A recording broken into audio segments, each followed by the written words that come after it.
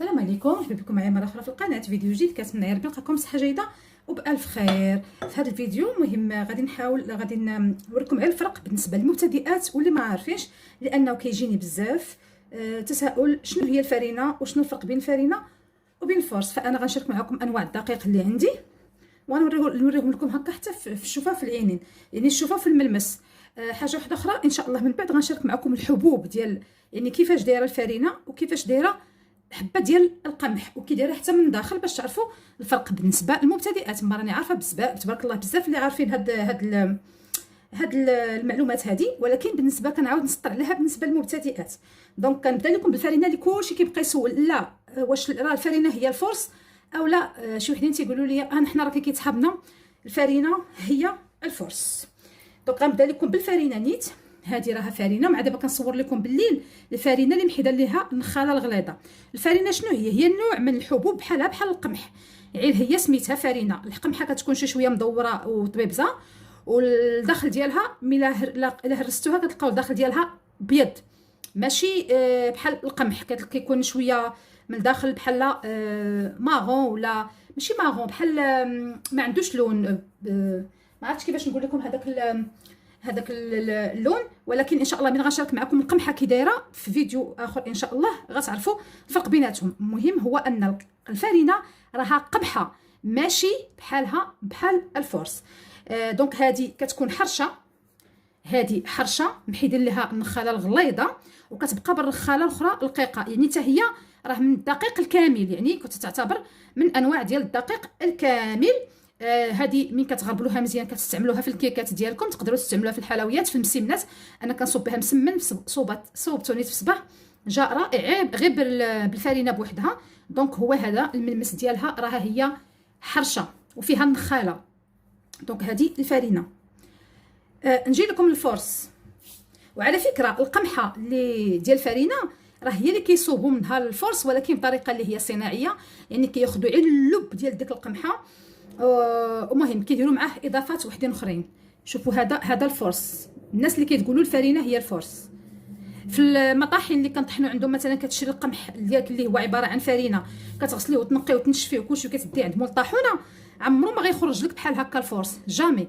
حيت هذيك يعني الحاجه اللي هي بلديه، اولا كتشري منتوج اللي محلي، وثانيا تطحنيه بطريقه اللي هي عاديه بلديه، ماشي اندستريال، ماشي بطريقه المصانع اللي كينيلوا الدقيق لاقصى درجه وكيحيدوا منه لو ماكسيموم، ماشي لو ماكسيموم، كيحيدوا منه كل الالياف الغذائيه اللي فيه. وان فوا كيمشيو الالياف الغذائيه راه كتمشي القيمه الغذائيه كلها، يعني كيبقى على السكر اللي نتوما تاكلوا عين النشا، ما كاين لا فيتامينات لا املاح معدنيه لا حتى شي حاجه.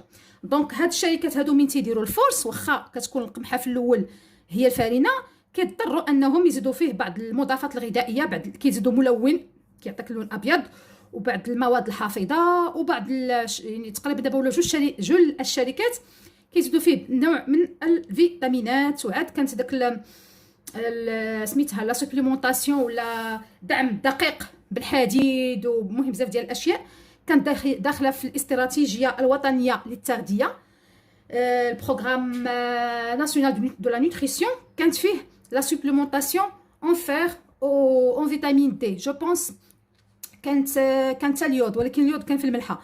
دونك هذا الفرينه، هذا عفوا الفورس. شنو نستهلكوا، واش الفورس او الفرينه؟ اكيد الفرينه كما تنقولوا البلديه. شنو المقصود بالبلديه؟ مطحونه بطريقه انت اللي طحنتيها ولا شريتيها من عند مول الطاحونه، غير كيطحن القمحه صافي، ما كيزيد عليها حتى شي حاجه، ما كينقص فيها، كيعطيها لك كما هي. الوغ بان الفورس غير صحي بتاتا، يعني كتاكلوا غير سكريات على نشويات. الفرينه كتاكلوا الياف غذائيه واملاح معدنيه، بشرط الى جناب الخميره البلديه. هنا شنو عندي؟ الدقيق الكامل، الدقيق اللي بالنخاله ديالو، هذا الدقيق بالنخاله ديالو، هذا ما مغربل ما حتى شي حاجه، هذا القمح، هذا القمح الكامل، وهذه الفرينه الكامله. وهنا عندي دقيق ديال الشعير. هذا الشعير هذا انا اللي خديته محيده ليه النخاله الغليظه. عاده كناخذو بنخالته وكنغربلو بطريقه اللي بغيت انا، بغيت تبقى فيه النخاله بواحد النسبه كبيره، كنحيد داك النخاله الغليظه اللي كتجرح اللي كتوحل في الحلق. صافي. دونك هادشي اللي كنت باغا نشارك معكم. اللي مهم هو انكم خصكم تعرفوا بانه راه الفرينه ماشي هي الفورس. راه كيجيوني شحال من تعليق سيرتو في التيك توك، لا راه الفرينه هي الفورس، الفرينه راها فرص حرش، وهذا فرصه طب. لا البنات لا العيالات دخلوا بحثوا مزيان باش تعرفوا. دونك الفرينه البلديه اللي كنشريو ما عندها حتى علاقه بالفرص. الفرص كيبقى دقيق اللي هو غير صحي بتاتا. نجيو دابا هذا ما غنستهلكوش حنايا، كنحيدوه. تتبقى عندنا الفرينه البلديه، وكيبقى عندنا القمح الكامل، وكيبقى عندنا الشعير. هاد الحبوب هذه ولا هاد انواع الدقيق غنيه بزاف بالاملاح المعدنيه، فيها نسبه ديال الحديد، فيها المغنيسيوم. ولكن للاسف باش هاد الاملاح المعدنيه الجسم ديالنا يمتصها ويستافد منها، خاص ضروري التعجن بالخميره البلديه. علاش؟ لان كنقولها لكم وتنعاودها، لانهم غنيين، حيت القشره الالياف الغذائيه النخاله غنيه بحمض الفيتيك ولا لاسيد فيتيك، فبالتالي كتشد دوك الاملاح المعدنيه عندها وكتجرهم، ما كتخليش الجسم يستنفع منهم او لا يمتصهم. الدور ديال الخميره البلديه انها كتنشط ولا كتحفز هذاك الانزيم اللي هو الفيتاز، اللي كتفكك لينا هذاك الحمض، هذاك لاسيد فيتيك مع الاملاح المعدنيه، وكتخلي الاملاح المعدنيه يستافد منها الجسم ديالنا.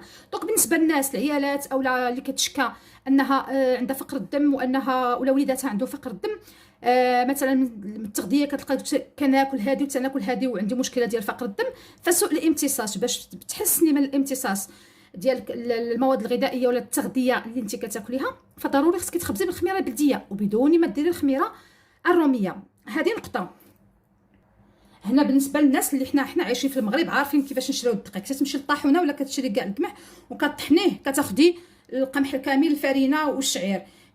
وكاين الطاحونه مثلا كتمشي عندها كتقولي شوف خرج ليا بغيت الطحين بوحدو، بغيت النخاله الغليظه بوحدها، وبغيت السميده، وهذا تيخرج لك كلشي اللي بغيتها كيخرجها لك. لان الحمد لله حنا في المغرب حنا كانت دوله فلاحيه، وهاد الاشياء عندنا يعني من التقاليد ديالنا. خصنا حنا بالعكس خصنا نحافظوا عليها ونرجعوا ليها. بالنسبه للناس اللي عايشه برا، شحال من مره تيجيوني تساؤلات سيرتو في التيك توك، حيت الناس اللي داخلين عندي في التيك توك داخلين اليوتيوب داكشي باش كنذكرها بزاف، تيسولوني حنا برا كيفاش نختاروا النوع ديال الدقيق. تنقول لهم غتمشيو من الاسواق التجاريه ولا الناس اللي تيبيعوا البيو، وغتشريو واخا في الباكيات غتشريو بيو، كيكون حداهم واحد الرقم. مثلا الا بغيتو الدقيق الكامل لا كامل، كيتسمى عندهم هما لانتيغرال غتلقى يعني بريسك ما محيدين منه حتى شي حاجه، غتلقاو الرقم ديالو ولا في الباكيه 150. هذاك كيبقى محافظ على جميع الاملاح المعدنيه، هو لو ميور تقريبا، هو اللي كتلقاو فيه 150. كاين الثاني 110 والثالث 80. ما تبقى يعني كيكون غادي وكينقص من الالياف الغذائيه. كل ما نقصت الالياف الغذائيه كل ما حتى القيمه الغذائيه كتنقص. غتلقاو 65، غتلقاو 55، وغتلقاو كذلك 45. غالبا 45 و55 هما باش كيديروا بحال دابا 45 كيديروا به الحلويات والكيك وداكشي. الانواع الاخرى تيعجنوا بها حتى هما الخبز. ولكن الا كنتو برا وباغي تاخذوا الانواع ديال الدقيق، خذوا لانتيغرال ولا لا فارين كومبليت. لانتيغرال سي بريسك 100%، كياخذوا يعني القمحه كياخذوا منها من 90 حتى 98% من داكشي اللي فيها، يعني بريسك القمحه كامله كتطحن كتستافدوا منها. لا فارين كومبليت يعني الكامله، حيت كاين لانتيغرال وكاين الكامله، كيحيدوا منها تقريبا ولا كياخذوا من داك القمح بين 85 حتى ل 90%.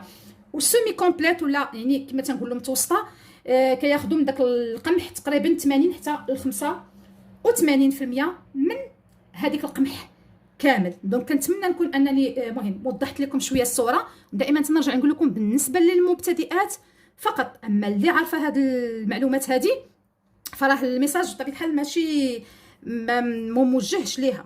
دونك انا كنصحكم هاد انواع ديال الدقيق تعجنوا بها، ديروا خليط تعجنوا به الخبز ديال الفران او الخبز ديال المقله، يعني كما تنقولوا البطبوط، تعجنوا بيتزا مثلا عيب. هذه دابا انا كنعتمدها، هذه الفرينه كنعتمدها في البيتزا، نعتمدها في المخبوزات اللي غنبغي نستعمل، واكيد بالخميره البلديه. والشعير انا دابا وليت مدمنه على خبز الشعير. نوريكم على الخميره البلديه. ها هي ان شاء الله غدا نعجن. هذه يلا صوبتها وغديتها اليوم المره الثانيه، غدا النهار الثالث صافي ونبدا نعجن بها، لان الحمد لله صدقات. راه كتسمعوا داك الصوت وكتلقاهم شعبه من داخل. درتها بالقمح الكامل وبالشعير، القمح الكامل والشعير. دونك باش كنستافد من الشعير ولا الفوائد الشعير وديال القمح ومهم جميع هاد الانواع ديال الدقيق، ضروري تستعملوا الخميره البلديه بدون نقاش. سينو راه واخا تعجني الخبز الشعير بوحدو ما غتستافدي من حتى حاجه، غير كتاكلي نشويات وكتعمري الكريشه وصافي. اما انك كتستافدي من الحديد ومن الاملاح المعدنيه ومن كاع الفوائد اللي فيه ما كايناش. دونك كنتمنى يعني الفيديو يكون فادكم ولو القليل، وخليو لي هنا في الكومونتير في لي كومونتير باش كتعجبوا نتوما، واش من انواع الدقيق اللي كتفضلوا، واش من زمان نتوما تعجنوا به ولا نتوما عاد التجأتوا لهاد الانواع ديال الدقيق، واش كديروا خميره البلديه ولا ما كديروهاش. يلا نتلاقاو في فيديو جديد ان شاء الله. السلام عليكم.